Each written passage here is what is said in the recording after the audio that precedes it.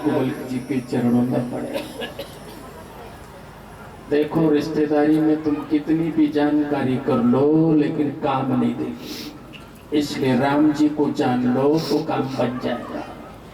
मैं ये कह रहा हूँ, आज राम कथा कर रहा हूँ तो राम जी का नाम ले रहा हूँ, भागवत कथा करते हैं तो कृष्ण जी का नाम लेते हैं।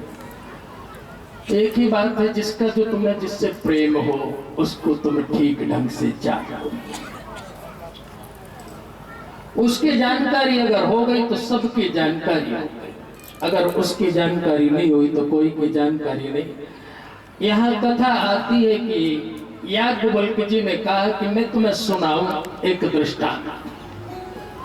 और दृष्टांत कौन सा है? भगवान शिव और सती भ्रमण करते हुए कहीं जा रहे थे, और जा क्या रहे थे? कथा सुनने जा रहे थे। जयराम जी की बोलो साहब। और कहां कथा सुनने जा रहे थे? अगस्त मुनि के आश्रम में जा रहे थे। एक बार त्रेता युग माही, शंभु गए कुंभज ऋषि पाही, संग सती जग जननी भवानी, पूजे ऋषि अखिलेश्वर ज्ञान। तो ये कथा सुनने जा रहे थे। देखो, कथा सुनने के लिए जाना और कथा में भगवान की कल्पना करना, तो रास्ते में वो जा रहे थे तो क्या हुआ? भगवान भोलेनाथ थोड़ा एक कल्पना, एक विचार करा उन्होंने। और विचार कौन सा किया? उन्होंने विचार किया कि अयोध्या में मेरे ठाकुर ने जन्म ले लिया, ऐसा मन होता है कि मैं अयोध्या हुआ।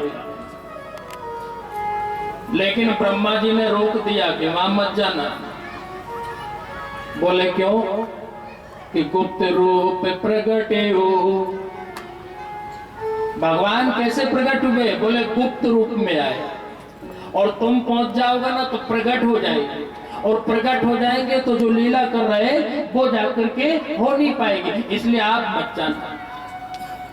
ब्रह्मा जी ने भोलेनाथ को ऐसा कह दिया। अब भोलेनाथ को ऐसा कह दिया, भोलेनाथ ने विचार किया कि अयोध्या तो जा नहीं सकता, अब यहां ही मेरे को ठाकुर का दर्शन हो जाए तो मैं धन्य हो जाऊंगा।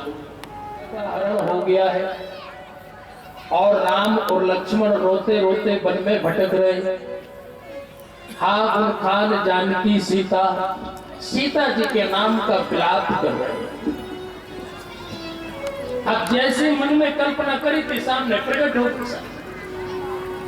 अब राम जी की झांकी वो प्रकट हुई। अब उसको देखा तो देख करके भोलेनाथ ने क्या किया? प्रणाम कर लिया। लेकिन सती ने प्रणाम नहीं किया। सती ने पूछ लिया कि आप किसको प्रणाम कर रहे हैं महाराज? उन्होंने कहा मेरे इष्ट देव हैं, मेरे भगवान हैं, उनको प्रणाम कर रहे हैं। तो उन्होंने देखा क्या? उन्होंने देखा ये कि ये रो रहे हैं और इनकी पत्नी का हरण हो गया। तो वो देखो ऐसे पागल हो गए कि पेड़ों से, पौधों से, पशुओं से और पक्षियों से पूछ रहे कि तुमने हमारी सीता देखी, तुमने हमारी सीता देखी। अब सती के मन में ये आया, साधारण आदमी की पत्नी का हरण हो जाए तो वो जगह जगह रोए नहीं, और ऐसो पागल हुए पूछे नहीं किसी से कि तुमने मेरी सीता देखी, तुमने सीता देखी। ज्यादा से ज्यादा है पत्रकार के पास में पहुंच जाएगा, एक एडवर्टाइज निकलवा देगा, वो फोटो छपवा देगा कि किसी सज्जन को मिले इस पते पे भेजने की कृपा करें, है ना? इतने एडवर्टाइज देगा पत्रकार, और क्या करेगा? ज्यादा फोटो छाप देगा। लेकिन ये तो रो रहे, अरे इन्हें पत्रकार से मिलना चाहिए। सती साहब प्रणाम नहीं कर रही शिव जी को, उनको राम जी। ये सती जगदम्बा है, लेकिन एक बात का ध्यान रखना, जब प्रकृति जन्म शरीर लेकर के आ जाती है वो जगदम्बा, उसको भी भटकना पड़ता है। इसलिए सती ने प्रणाम नहीं किया। उन्होंने कहा कि मैं जगदम्बा हूं और आप ईश्वर हैं, आप दूसरे को प्रणाम क्यों कर। वैसे नियम ये है कि अगर आप में ईश्वरत्व है तो अधिकार बन जाता है दूसरे को आदर देना। जिसमें ईश्वरत्व नहीं है, जो खाली है, वो एक बार प्रणाम नहीं करे तो चलेगा, क्योंकि खाली है बेचारा। अब खाली है तो क्या प्रणाम करे। लेकिन जिसमें थोड़ी बहुत भी लायकी आ जाती है, थोड़ा बहुत भी अधिकार हो जाता, थोड़ा बहुत भी संपदा परमात्मा की मिलती है, उसको चाहिए कि सभी का आदर करना चालू कर दे। आप देखें कि जो पेड़ में फल आ जाए, उन पेड़ का स्वभाव कैसा हो जाए, झुक जाए। और जिनमें फल नहीं आए वे अकड़ी में खड़े। अच्छा, जो अकड़ी में खड़े उनके कोई लकड़ी भी नहीं मारे, उनके कोई भाटा भी नहीं मारे, उनके कोई डंडा नहीं मारे। लेकिन जिनमें फल आए तो उनके भाटा पड़े, उनके डंडा पड़े, उनके लाठी पड़े, उनके सारे विपत्ति आ जाए। जो बेचारा फल दे उसके सारी तकलीफें हैं। और यहाँ जो बैठे हैं सबने कहीं ना कहीं तो डंडा कभी ना कभी मारा ही होगा, कभी ना कभी भाटा मारा होगा, कभी ना कभी तो कुछ करा होगा। अब आप कभी कल्पना करेंगे बापू इतना अच्छा फल दे, आम को है तो आम दे, जामुन को है तो जामुन दे, जौ जाकर के तमाम फल हैं, लेकिन हमेशा आप देखिए फल वाला ही मार खाता है। और जी में फल नहीं है तो ओके कभी मार नहीं पड़ेगा। और आदमी डर जाता है कि गुरुजी अच्छो काम करे, लोग जाने क्या क्या बोले। अरे अच्छो काम करे जब तो लोग बोले, और जो कहीं भी नहीं कर रहे तो उनसे तो कोई बोलते ही नहीं। आज तक बोला है, क्योंकि घर हो, घर से खेत, खेत से घर, या घर से दुकान, दुकान से घर, मतलब ही नहीं कोई से, तो उसको कौन बोलेगा। और क्या मतलब है बोलने का। लेकिन जो अच्छा काम करता है उसको बोलेंगे। हमारा तो नियम ये है कि भलाई किए जा और बुराई लिए जा, ये मंत्र होना चाहिए। ध्यान रखना कि आप अगर कुछ अच्छा काम करो तो भलाई की आशा मत करना, भलाई आप दे दो, भलाई किए जा और बदले में बुराई लो। ये पेड़ों से सीखना चाहिए। बेचारा कितना अच्छा है कि मार खाए। आम का कई हाल हो साहब, जामुन का कई हाल हो साहब, कहीं एक डाली इधर से तोड़ी, कहीं एक उधर से तोड़ी, कहीं उधर से तोड़ी, और फिर भी देखो कितना सुंदर फल दे रहा है। आम का देखो तो कितना सुंदर फल दे रहा है। किसी ने आम से इन फल वालों से कहा कि जब तुम्हें लोग इतना मारते हैं ना तो आप मत दो। उन्होंने कहा कि नहीं, मैं अपना स्वभाव नहीं छोड़ूंगा, और वो अपना स्वभाव नहीं छोड़े, इसमें उनकी गलती है, मेरा कुछ नहीं है। परिहित सरे से बाबा जी ने लिख दिया कि परिहित सरे से धर्म नहीं भाई, पर पीड़ा सब नहीं अति पाई।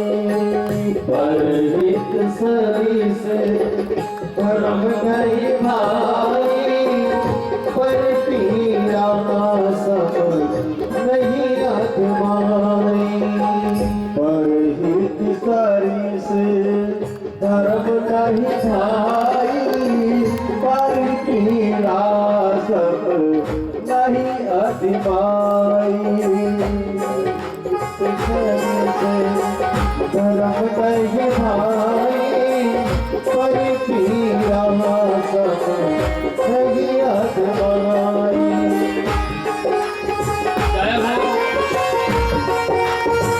अच्छा करने में छूटना नहीं, जितना बनता है करो अच्छा।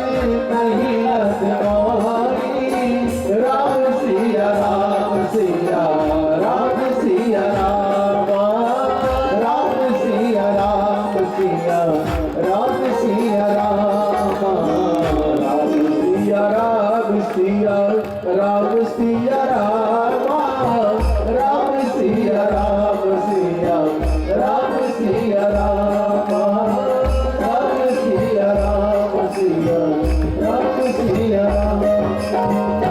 भैया अगर कुछ अच्छा काम करोगे ना तभी तो लोग तुम्हारे को अंगुली उठाएंगे, लेकिन डरना नहीं भैया, करते रहो। अच्छा काम करोगे तो उसका तुम्हें फल मिलेगा। संसार के लोग क्यों नहीं देते हैं मालूम है? कि देखो बोले नहीं माखन दे, वो लाख दूध से अच्छा है, लेकिन उसे जब तक आग में तपाओ नहीं तब तक उसमें शुद्धता आती नहीं है। ऐसे इस संसार में तुम अच्छा काम करो तो थोड़ी निंदा की आग, थोड़ी सी चुगली की आग और थोड़ी सी अपमान की आग में तुम्हें तपना पड़ेगा। और जिस दिन तुम तप जाओगे उस दिन कुंदन बन के निकलोगे तो सबका मंगल करोगे और सबके जीवन को तुम धन्य बनाओगे। ये संसार के लोग खराब काम नहीं करते भैया। लोग कहते हैं कि खराब करते हैं, नहीं, ये तुम्हें तपाते हैं। तो कोई भी चीज बिना तपे सिद्ध होती नहीं है, थपड़े खाने पड़ते हैं और तप करके वो पवित्र हो जाती तो लोग उसका आदर करते हैं। शुरू शुरू में तो सबको ऐसे होता है, भले ही घर में बहू आए तो बापरी के ऊके भी तपना पड़े, सास के थपेड़े झेलना पड़ते हैं। बोलो ना, कितनों भी अच्छो करे लेकिन फिर भी कहीं ना कहीं टोकती है। ओ तेरा बाप ने ये नहीं सिखाया, तेरा बाप ने ये नहीं सिखाया। बाप ने खानदान वाली है तो चुपचाप सुन ले, वो करती रहे।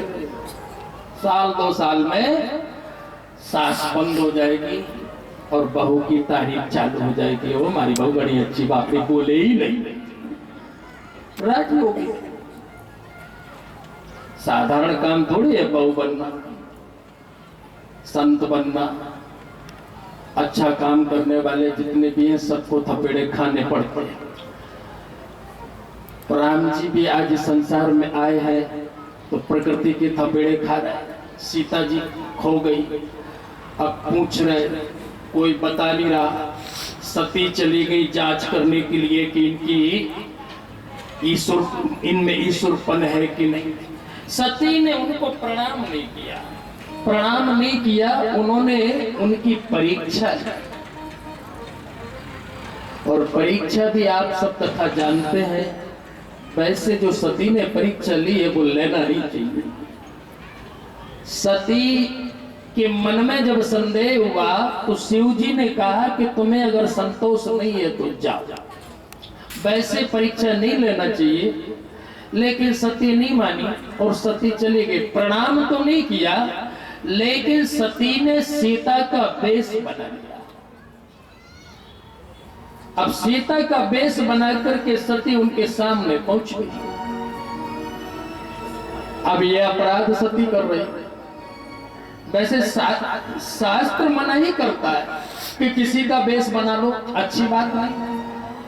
अब कहते हैं यहाँ पर जाकर के कि सती आखिर में इस वेश में जाके पहुंच गई। जो तुमरे मन अति संदेह हो तो किन जाए परीक्षा ले हो। इधर भोलेनाथ ने विचार कर लिया है कि देखो, 1 बार समझाए, 2 बार समझाए, 3 बार समझाए, लेकिन समझ में नहीं आए तो फिर क्या करना चाहिए। देखो, ज्यादा झंझट में नहीं पड़ना चाहिए। मैं ये नहीं कह रहा हूं कि समझाओ मत, बेटों को अच्छा हमेशा मार्गदर्शन करो, बेटी का मार्गदर्शन हमेशा अच्छा करो। आप इनका मार्गदर्शन करो, पड़ोसी को समझाओ, सबको समझाओ, समझाना बुराई नहीं, लेकिन नाराज होना अच्छी बात नहीं। भोलेनाथ ने अपनी पत्नी को समझाया है, सती को समझाया है कि मान जाओ, ये झंझट में मत पड़ो, इसे प्रपंच में मत पड़ो, लेकिन सती नहीं मानी है।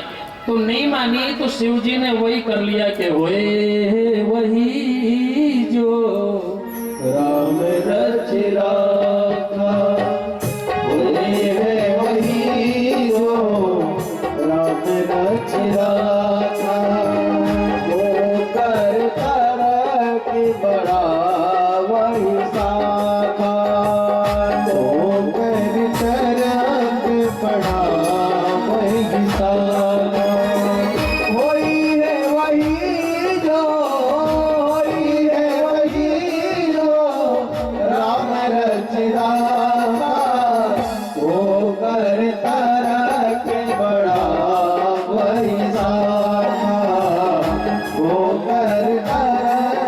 बड़ा वही साका होकर तारक बड़ा। भेज दिया। यहाँ सती गई सीता का वेश बना करके सामने खड़ी। अब सीता का वेश बना करके वहां पर सामने खड़ी है तो लक्ष्मण जी तो धोखे में हो गए, लेकिन राम जी तो राम अंतर्यामी है, घटघटवासी है, उनको भला किसी प्रकार का कौन यहाँ पर जाकर के धोखा कर सकता। सती ने अपनी माया का प्रपंच फैलाया, लेकिन माया भगवान को बाधित नहीं कर सकती। माया बड़ी विचित्र होती है। माया का अर्थ पहले तो हमें अच्छी तरीके से समझ लेना चाहिए। माया का अर्थ ये है कि जो दिखता है वो असली नहीं है, तो जो दिखता नहीं है वो जाकर के असली है। अब यहाँ जो दिखा रही है भगवान राम जी ने तो मना कर दिया, लक्ष्मण भैया सावधान, ये सीता नहीं है। लेकिन सती ने सोचा कि ये देख ले रहे, तो अनेक वेश प्रकट कर लिए, अनेक वेश प्रकट कर लिए, तो अनेक सीता दिखने लगी। तो फिर राम जी ने यहाँ पर उनको प्रणाम किया, प्रणाम कर लिया। प्रणाम करने के बाद में और पूछा कि माता तुम यहाँ पर अकेली, पिताजी कहाँ है? ऐसा जाकर के उनको मार्गदर्शन पूछा। उनको जाकर के कथा आती है कि कहे बहोरी कहाँ पर सकेतु विपिन अकेली फिर ही के हेतु, तुम अकेली यहाँ पर कैसे मैया अकेली, पिताजी कहाँ है? ऐसा जब जाकर के उनको पता लगा तो कहते हैं कि सेठ जी सती जी तो घबरा गई। उन्होंने अपना जो माया था वो जाकर के माया प्रपंच हटाया और भयभीत होकर के सती वहां से चल पड़ी। अब कथा आती है कि सती भयभीत होकर के चली, पहुंच गई भगवान के पास में। अब भगवान के पास में पहुंची तो भगवान ने भी आसन देकर के बैठा लिया। आइए दक्ष पुत्री, कहो क्या हाल है, परीक्षा हो गई तुम्हारी? ये जाके उन्होंने पूछा। सती वहां पर झूठ बोल गई। सती ने झूठ बोल दिया कि मैंने साहब परीक्षा नहीं ली, मैंने तो तुम्हारे जैसा ही प्रणाम किया और प्रणाम कर करके मैं आ गई। अब भगवान भोलेनाथ तो अंतर्यामी है, घटघटवासी, उन्होंने कहा कि ये झूठ बोल रही, अरे अपराध पर अपराध करती चली जा रही, लेकिन फिर भी इनको ध्यान नहीं। आखिर में यहाँ पर कथा आती है कि भगवान शिव कैलाश पर पहुंच करके, वैसे शिव जी ने संकल्प किया, जैसे आजकल की भाषा में बोलते हैं कि तलाक कर दिया, लेकिन भगवान भोलेनाथ ने बोला नहीं कुछ। उन्होंने तो मन में ये संकल्प किया कि सती ने बहुत बड़ा अपराध किया, इन्होंने ये शरीर को सीता वेश बना लिया, मेरी माता का स्वरूप, सती सन प्रीति भ्रष्ट हो श्रुत मार्ग नीति, ये जाकर के संकल्प कर दिया, त्याग कर दिया। और जैसे ही त्याग किया तो देवताओं ने ढोल लगाने बजाना चालू कर दिया, खुशियां मनाना चालू कर दिया, फूल बरसाए। उन्होंने कहा आपके समान संसार में ऐसा दूसरा कौन हो सकता है? अब सती विचार करती कि महाराज ये देवता फूल क्यों बरसा रहे, बताइए ना कौन सा ऐसा काम कर लिया आपने जो इतनी जल्दी आकर के सब देवता प्रसन्न हो गए। भगवान भोलेनाथ ने कहा कि सती दुखी हो जाएगी, इसलिए उनको कुछ कहा नहीं। कहते हैं कि भोलेनाथ उनको कथा सुनाते सुनाते कैलाश पर ले गए। अब कैलाश पर जाकर के ले गए तो कैलाश पर कथा आती है कि भोलेनाथ तो समाधि लगा। अब समाधि लगा गए, लेकिन सती चिंतातुर है। कहते हैं कि 87,000 वर्ष व्यतीत हो गए। इतने में क्या हुआ, दक्ष प्रजापति ने यहाँ पर ब्रह्मा जी ने सती के बाप को राजा बना दिया। अब राजा बना दिया तो राजा बनाने से क्या हुआ कि देवताओं का राजा हो गया। देवता सब दक्ष प्रजापति को बड़ा आदर करते हैं। अब दक्ष प्रजापति राजा हो गए। अब राजा होने के बाद में क्या होता है कि एक दिन सभा वहां पर लगी हुई थी, उसमें दक्ष प्रजापति राजपथ पर बैठे, ब्रह्मा जी बैठे, शंकर जी बैठे, विष्णु जी बैठे, सारे देवता खड़े हो गए, लेकिन शंकर भगवान खड़े नहीं। शंकर भगवान ने कहा कि बेवकूफों का आदर कभी नहीं करना चाहिए। जयराम जी की बोलो ना, आदर उसी का करना चाहिए। आई बात समझ में? और आजकल मूर्खों का आदर करने लगे तो सब मूर्ख ही श्रीमान बन गए, और जो बेचारे ईमानदार हैं वे भटक रहे, उनको कोई कहीं पूछने वाला भी नहीं है। ये हालत हो गई साहब। है, लोग उनकी पूजा खूब करते हैं, लेकिन जो बेचारा सीधा साधा है और अच्छा ईमानदारी से जाकर के काम करने वाला है, उसको सब लोग पूछते नहीं। और आजकल यही हो गया है कि जिनका दिखावा खूब है उन्हीं की जाकर के खूब महिमा है। झूठे लेना, झूठे देना, झूठे भोजन, झूठ चबेना, नार मरी भय संपत नासी, मूड़ मुड़ाए भय सन्यासी। ये रामायण में सब चर्चा है। तो कथा आती है कि उन्हीं का खूब आदर होता है, अच्छे आदमी का कहा। तो भोलेनाथ ने क्या हुआ कि उठ कर के खड़े नहीं हुए। उन्होंने कहा ये आदर के योग्य है ही नहीं, भले ही हमारा ससुर है लेकिन इसमें योग्यता नहीं। पहले बड़ी हिम्मत कर थी लोगों में। आजकल लोग बाग केवल धन वाले को झोंकते, बुद्धिमान का आदर बिल्कुल नहीं है। जो छल में, धन में, बल में जो बड़ा है वही बड़ा आदमी माना जाता है, वही श्रीमान है, वही पूजनीय है। जो छल कपट करना जानता है, छल छंद जानता है और झंझटबाजी जानता है, उसको लोग कहते वाह वाह कमाल कर दिया यार, कमाल कर दिया। जो बेचारा ईमानदारी से भगवान के चरणों में बैठा है, भगवान का, समाज का सेवा अच्छा कर रहा, उसका साथ कहीं कोई पूछ फर्क नहीं। ओ ये तो फालतू का, वो बेचारा फालतू हो गया और ये झंझट वाला ये जाकर के ईमानदार हो गया। झूठ ही लेना, झूठ ही देना, झूठ ही भोजन, झूठ चबेना, पर उपदेश कुशल बहुत तेरे, जो नर देखे बहुत घनेरे। ऐसे लोगों का समाज में आदर होने लगा। लेकिन भोलेनाथ ने विचार किया कि इसका आदर मैं तो नहीं करूंगा। उठ के खड़े नहीं हुए तो बुरा मान गया। शिव जी को तमाम अपशब्द कहे। शिव जी ने विचार किया कि इसकी बातें सुन करके अपना मन दुखी नहीं करना, अपना मन दुखी करे तो अच्छी बात नहीं। इसलिए शिव जी ने ज्यादा चिंता नहीं की। देखो समाज में कई लोग कई तरह की बातें करते हैं, तुम्हें उनमें अपना समय खराब नहीं करना चाहिए। इसको ऐसा समझ लो कि जैसे तुम्हारे यहाँ सब्जी मार्केट है ना, तो वहां पर सब तरीके के, बाजार में सब तरीके की दुकान लगती है और तुम लोग जाते हो खरीदने के लिए। है कोई मेथी चिल्ला रहा, कोई धनिया, कोई प्याज, कोई मिर्ची, कोई लहसुन, कोई तम्बाकू, कोई जाके हल्दी मिर्ची, ये सब बैठे बैठे बढ़िया आवाज लगा रहे। ये आवाज लगा रहे तो आपने कभी किसी को रोका है कि मैं नहीं लूंगा? कभी किसी को कहा कि मत ला, बात लगा मैं नहीं लूंगा? आपने आज तक नहीं रोका, क्योंकि तुम्हें मालूम है ये वजह। तो जिसके पास में जो चीज है वो जाके बेचेगा, अब वो चिल्लाएगा। अब अपना काम क्या है कि अपने क्या लेना है ये देखना है। तो अपने को उसके पास में, वो दुकानदार के पास में पहुंचना। अगर अपने को धनिया लेना है तो धनिया वाले के पास में, मिर्ची लेना तो मिर्ची वाले के पास में। अब तम्बाकू नहीं लेना तो उसके पास से गुजर जाओगा लेकिन निकल जाओगा, बोले मतलब नहीं है।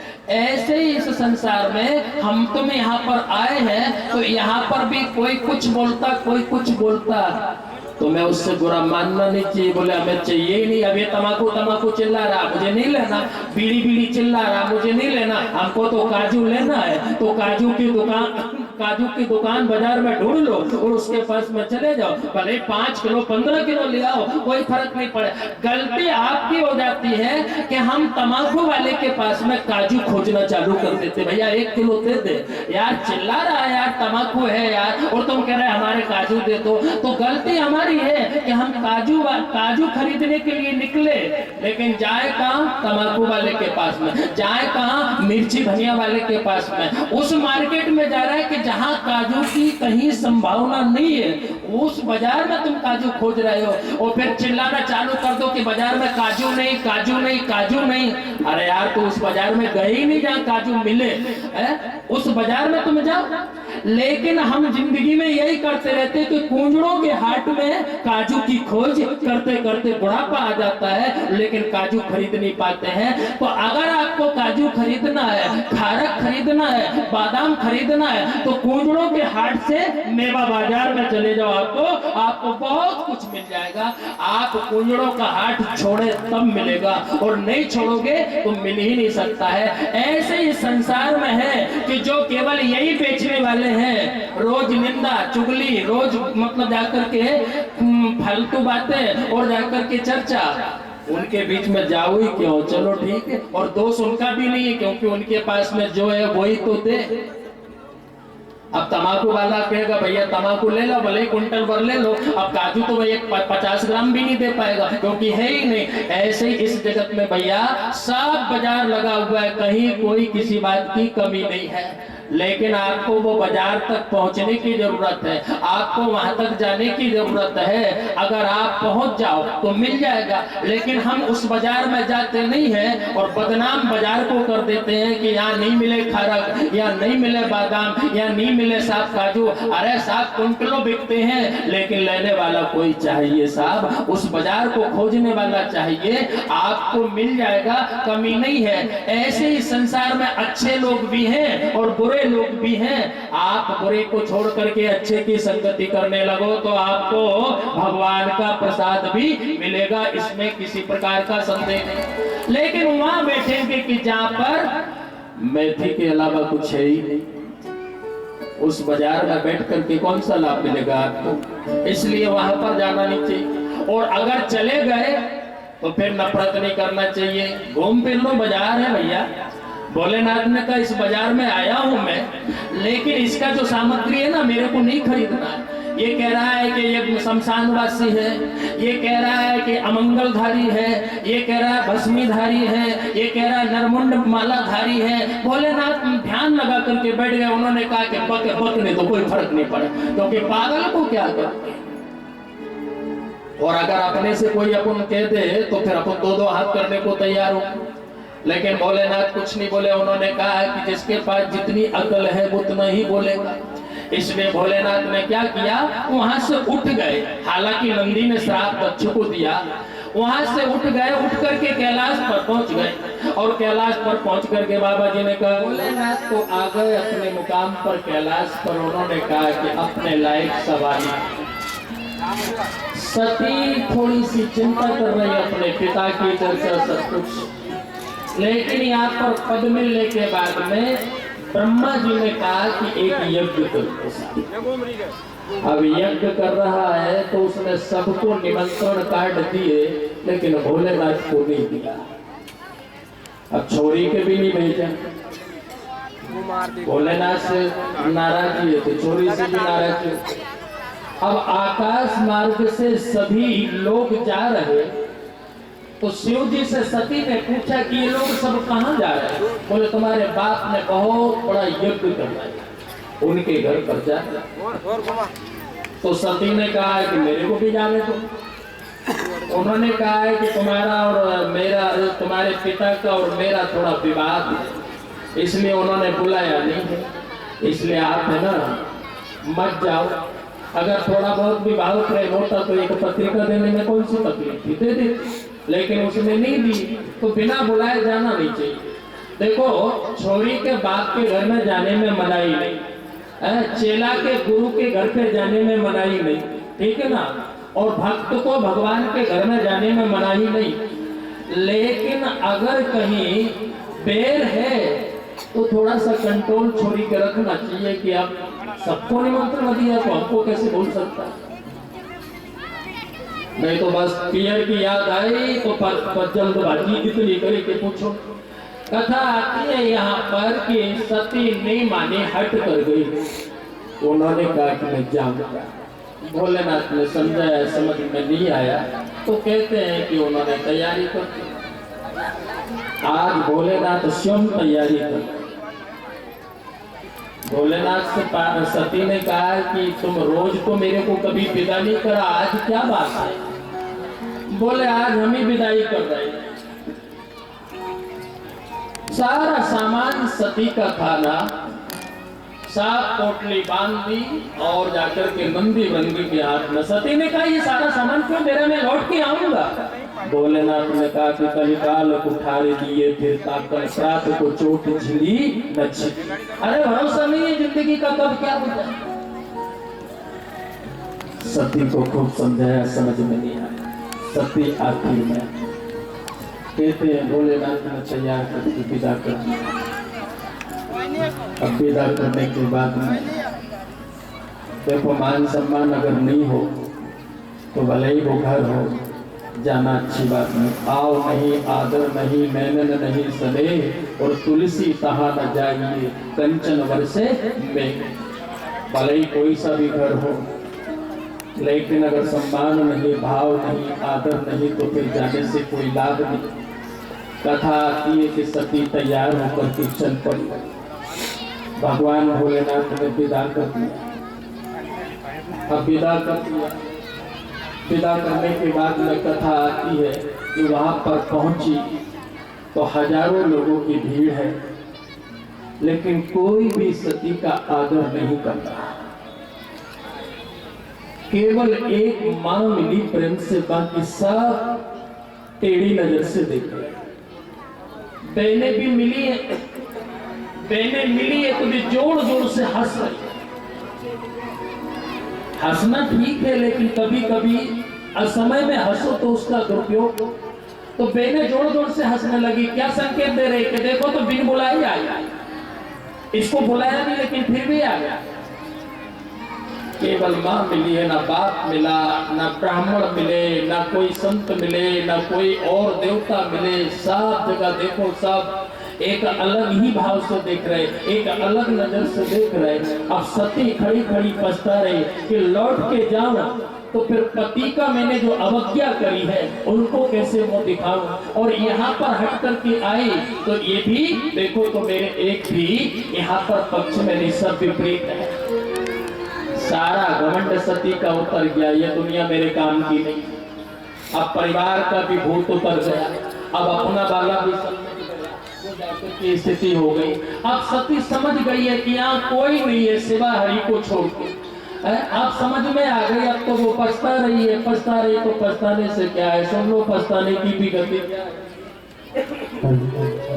देख लिया संसार हमने, देख लिया मतलब का सब यार हमने देख लिया।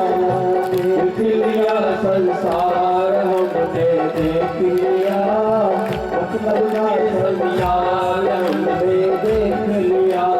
देख लिया संसार हमने देख लिया, मतलब का सब यार हमने देख लिया। देख लिया संसार हमने देख लिया, यार हमने देख लिया। अभी मालूम पड़ा है, बजाइए तालियां।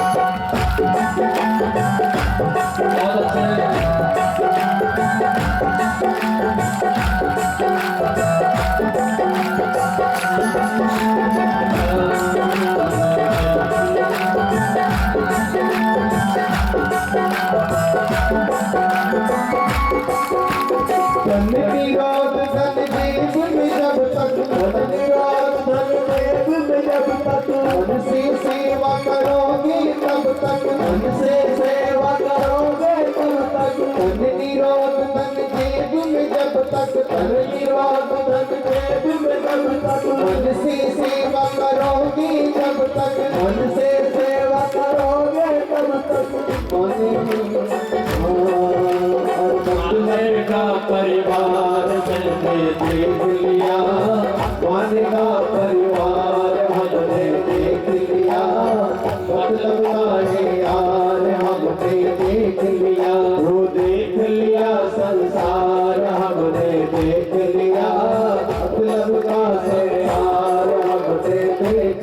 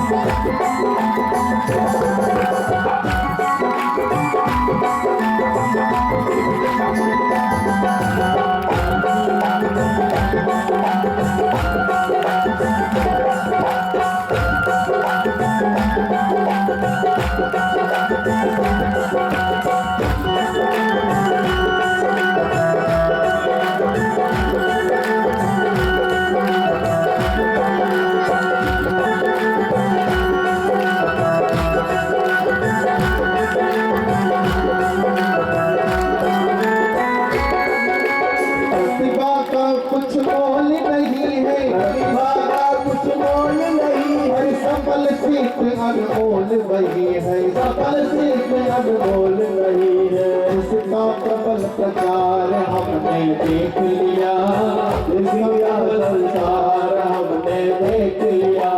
इसका प्रबल प्रचार हमने देख लिया, इसका संसार हमने देख लिया। देख लिया संसार हमने देख लिया, मतलब ये सब यार हमने देख लिया।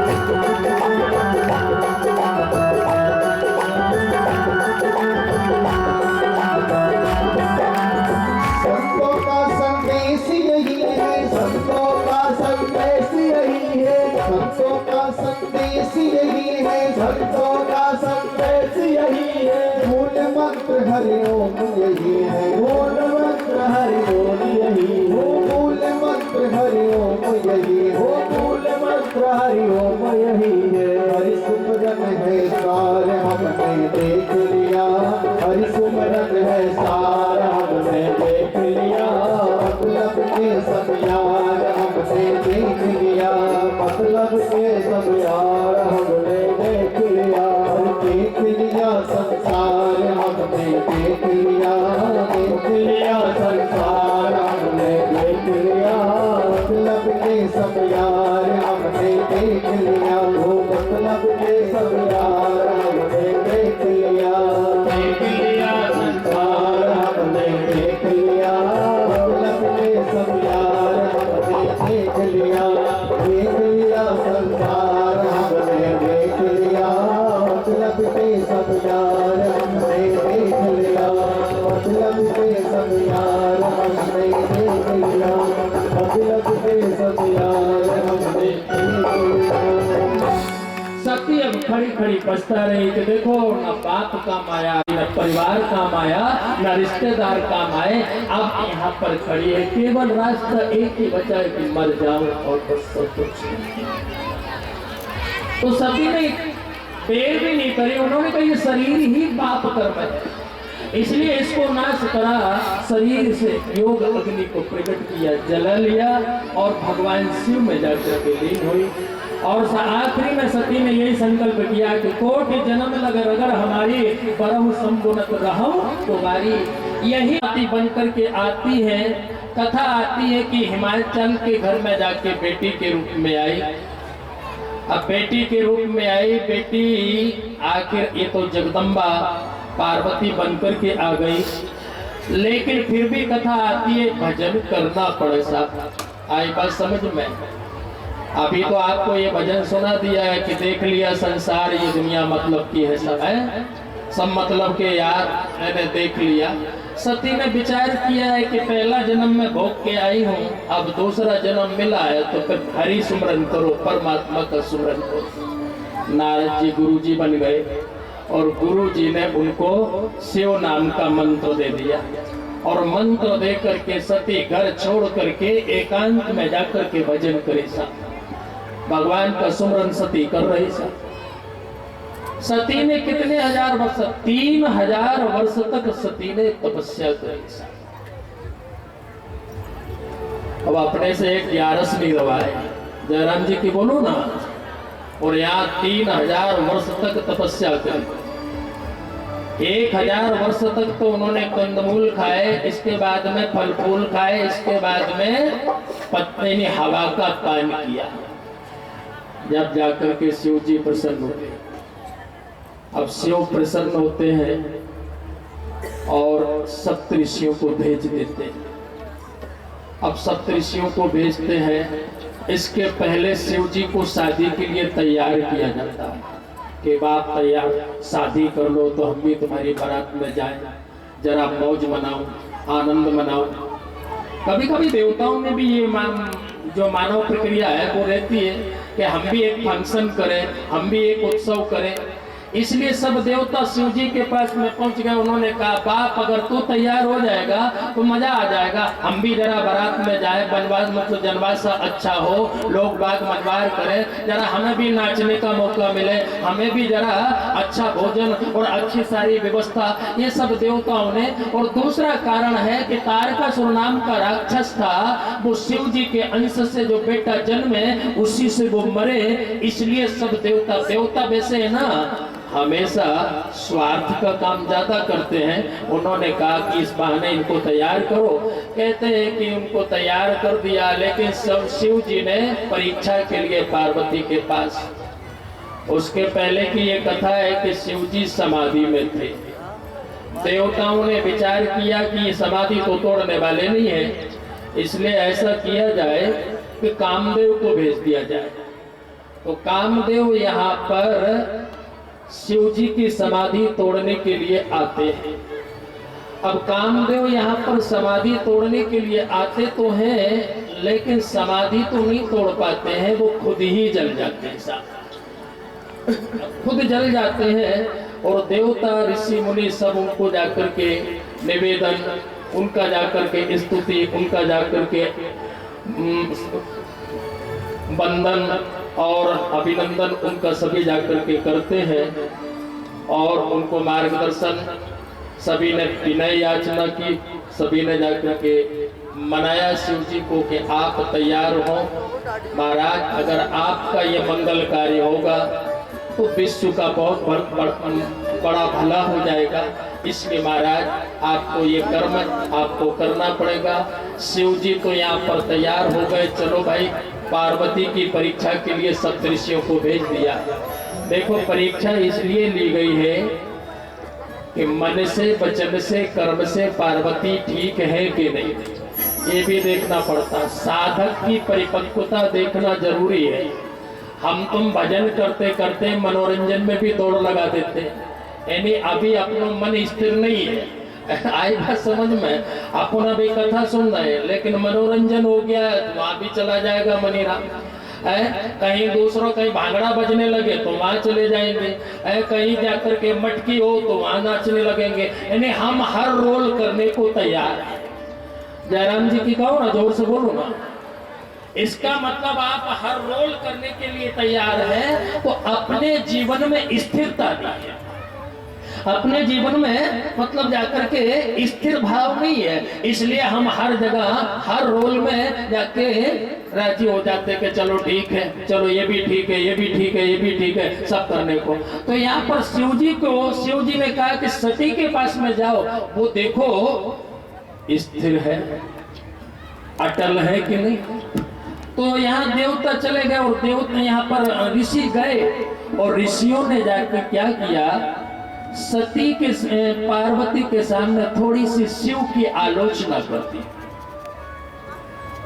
आलोचना क्या कर दी है कि देखो, शिव जी है बगेड़ी, शिव जी है शमशानवासी, शिव जी नरमुंडों की मालाधारी, शिव जी अमंगल वेशधारी, और शिव जी अकामी है। अब जिनके अंदर काम ही नहीं है वो तुम्हारा साथ में विवाह करके करेंगे क्या? अरे उनको तो कोई विवाह की इच्छा नहीं है उनका। और ऐसे अमंगल के लिए ये, आपके लिए ये, अनेकों नाम लिए, लेकिन सती माता यहाँ पर पार्वती मैया टसमस नहीं हुई। उसने कहा महाराज आपने बहुत प्रवचन कर लिए, अब ये प्रवचन बंद कर दो। अब तो मैं पक्का कर चुका हूँ कि नारद जी ने मुझे जो मार्गदर्शन दिया उसको मैं स्वीकार कर चुका। अब मेरे मन में किसी प्रकार का कोई भय नहीं, कोई चिंता नहीं। अब जो होगा वो साफ देखा जाएगा। लेकिन मैं तो उनको बड़ा आदर करता हूँ। नारद वचन, उन्होंने कहा नारद जी का भी विश्वास नहीं, नारद आजकल घर बिगाड़ू है। नारद ने कभी कोई का घर बसाया है, इसलिए आप ना झंझट में ना पड़ो। उन्होंने कहा कि भले कुछ भी हो जाए, अब तो मैं अपने गुरु जी की बात को टालने वाली नहीं हूँ। देखो जीवन में अगर सुख पाना है तो एक तो गुरु वचन जो मिल जाए उसमें अटल होकर के बैठ जाओ।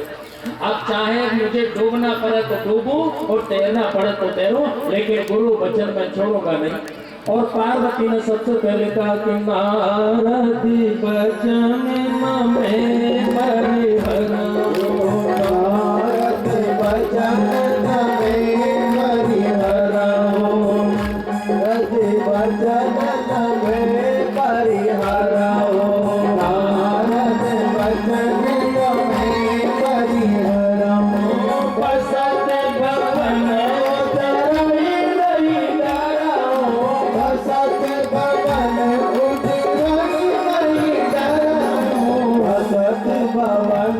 उजियाई नहीं डरो, बसत भवन उजियाई नहीं डरो, बसहु भवन उजियाई नहीं डरो। राम सिया राम सिया राम सिया राम, राम सिया राम सिया राम सिया राम।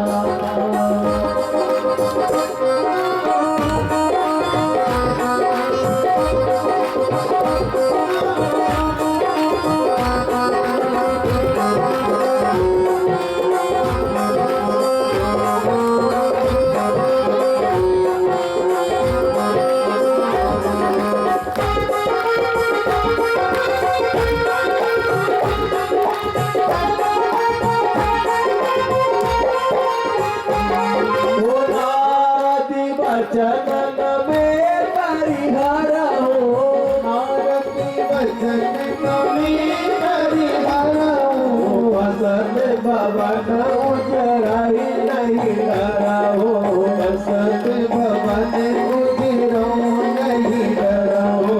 राम सिया राम सिया राम सिया राम, राम सिया राम सिया राम सिया राम। नारद ने यहाँ पर पार्वती ने कहा कि नारद जी का वचन मैं छोड़ नहीं सकता हूँ, चाहे भले आप कितनी भी कोशिश करो, भले मेरा घर उजड़ जाए, लेकिन गुरु जी का वचन छोड़ूंगा नहीं। इतनी जाके स्पष्टवादिता है, इतनी अटल भावना है, उसका कभी बाल बांका नहीं हो सकता है ना। आज हमारे कोई डरा दे कि तुम्हारे गुरु जी ऐसे हैं, तुम्हारे गुरु जी ऐसे हैं, तो तुम गुरु जी की माली फेंक दो। अरे कोई ने कह दिया तुमने मान लिया, अरे जिसको तुमने अपना आदर्श माना है उसको तो फिर आपने सिर पर बैठाया, तो फिर नीचे उतारने का कोई सवाल ही नहीं उठता है। और तो जो होगा वो देखा जाएगा, यही मेरा तारणहार, ऐसा विश्वास होना चाहिए। आज आदमी का ठिकाना नहीं, आज इधर बैठा है कल उधर बैठ जाए, फिर उधर बैठ जाए, फिर उधर बैठ जाए। हाँ, अगर कहीं ठीक है, वास्तव में अगर ठीक ठाक नहीं है तो एक बात अलग है, लेकिन अगर ठीक है तो फिर आपको सोचना चाहिए, उसके प्रति आदर करना। कितनी बड़ी बात कह दी है कि नारद वचन न में परिहरो, नारद की बात को नहीं छोड़ूंगा। बसत भवन उजरई में डरो, चाहे मेरा घर उजड़ जाए, लेकिन फिर भी मैं अपने गुरुदेव का वचन छोड़ूंगा नहीं। कितनी अच्छी बात उन्होंने कही है। यहाँ कथा आती है कि सब ऋषियों ने आशीर्वाद दिया, आशीर्वाद दे करके भगवान शिव से कहा कि महाराज सती पूर्ण, यहाँ पार्वती ने पूर्ण रूप से मन वचन कर्म से आपकी आराधना की है, आप दर्शन दीजिए और विवाह कर करके उनके जीवन को मंगल बनाइए। ये मार्गदर्शन। कथा आती है कि यहाँ पर जाके सब देवता कैलाश में आ गए और मंगल और खुशियां, ढोल नगाड़े अच्छे तरीके से बजने लगे, भूत प्रेत भी नाचने लगे, देवता भी नाचने लगे और सब ऋषि मुनि सब मानो आज बहुत बड़ा उत्सव कैलाश पर होने जा रहा है। अब कैलाश पर इतना बड़ा उत्सव हो रहा है, कथा आती है कि बढ़िया भगवान भोलेनाथ को दूल्हा बनाने की तैयारी हो गई। सब दूल्हा बनाने के लिए कौन कौन है? भगवान विष्णु भी पास में है, ब्रह्मा जी पास में है।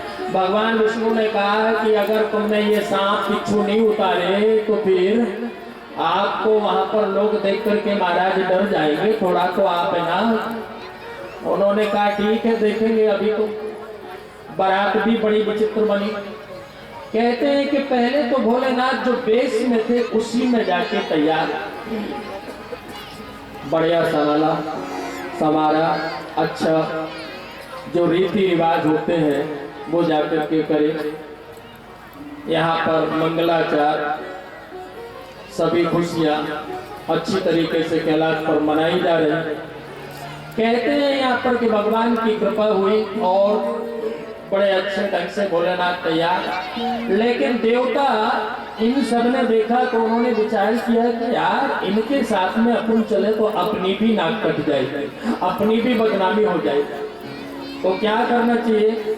सबने देवताओं ने अपनी अपनी टोलियां बनाई। बोले भैया हम तो अलग चलेंगे, जाऊंगा तो इनका ब्याह में जरूर, लेकिन अलग चलेंगे, क्योंकि इनके ब्याह में जाएं तो इनकी पहले देखेंगे तो देख करके इनको लोग डर जाएंगे, तो हमें कौन देखेगा। इसलिए सब अपने अपने ग्रुप बना करके चलने लगे। ब्रह्मा जी का अलग है, विष्णु जी का अलग है, और शंकर जी का अलग है, इंद्र का अलग है। ये सब अपने अपने टोलियां बना करके चले। बारात तैयार हो गई। भोलेनाथ के लिए क्या सवारी की व्यवस्था, नंदी बूढ़ा बैल पर सवार है, और नजर वैसे दूल्हे की आगे रहना चाहिए, लेकिन ये दूल्हा गजब का है, पीछे नजर है। बड़े राज भस्मी रमाई शमशान की, और फूल माला नहीं डाली, नरमुंडों की माला है, गले में सर्प है, कानों में बिच्छू है, पूरा अच्छी तरीके से वही वेश। उस वेश को देख करके सभी आश्चर्य। और इसके बाद में फिर बारात सब चलने की तैयारी होती, बारात चलने की तैयारी होती है। कथा आती है कि रास्ते में तमाम प्रकार की लीलाएं भगवान करते हैं।